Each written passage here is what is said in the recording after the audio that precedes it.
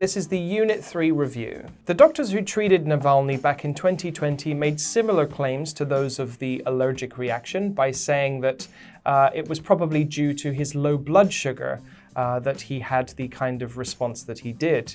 However, once he traveled to Germany, the truth came out. It was revealed that he had been exposed to the sophisticated nerve agent Novichok, which has been used on a number of Russian dissidents in the past. Dissident. Dissident.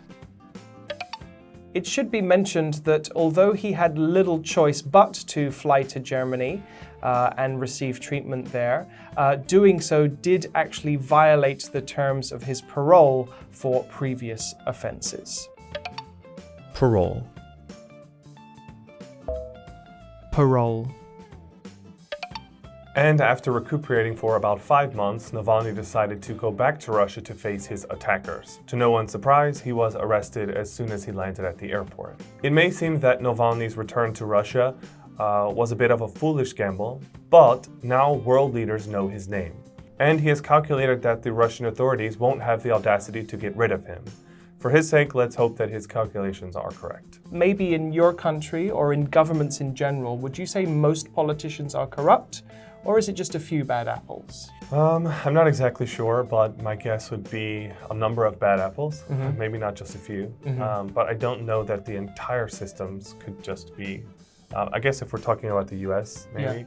Yeah. I don't think the entire system could just be corrupt because of the, I guess, prosperity and success we've had over history, our history. For me, I think that to a certain degree, this is the wrong way to think about it. I think that it's not so much that there are corrupt individuals, it's that there are corrupt systems.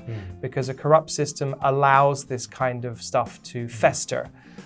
Whereas if you have a system that's a bit stronger, that is more resistant to corruption, then even if you have a lot of bad apples, you can flush them out.